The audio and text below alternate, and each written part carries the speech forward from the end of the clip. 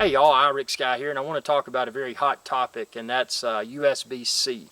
Now, if you haven't seen USB-C, if you look at the new model 2017 MacBook Pro, for example, you're going to find 4 USB-C ports. So they're not as wide as the old USB ports that we've been accustomed to for many years now.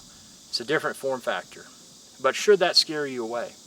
I know there's a lot of people that are afraid to upgrade to the MacBook Pro 2017 or 2016 because of the USB-C. But I was kind of in the same camp. I'm like, man, that's a lot of stuff I got to take into consideration. And from a design perspective, USB-C is faster. USB-C is a better experience because you can plug it in upside this way or flip it over and plug it in. It's not like the old style USB where you got to look at it and say, okay, where is this little circuit board? I got to make sure I put it in properly. So it's a better design. It's not as wide, it's smaller.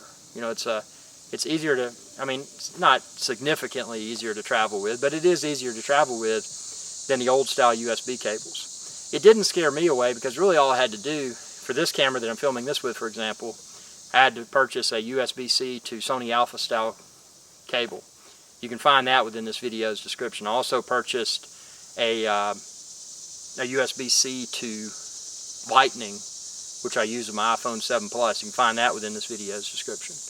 Also a USB-C to standard USB that I can plug into my existing USB ports, old style USB ports in my truck, in my wall jacks, etc. So that way I can charge my MacBook Pro from my existing jacks. Now, a lot of those, keep in mind that you would probably have to have a wall adapter to charge while the laptop's in use, but if you close the cover, most all of them will still charge, just slower charge.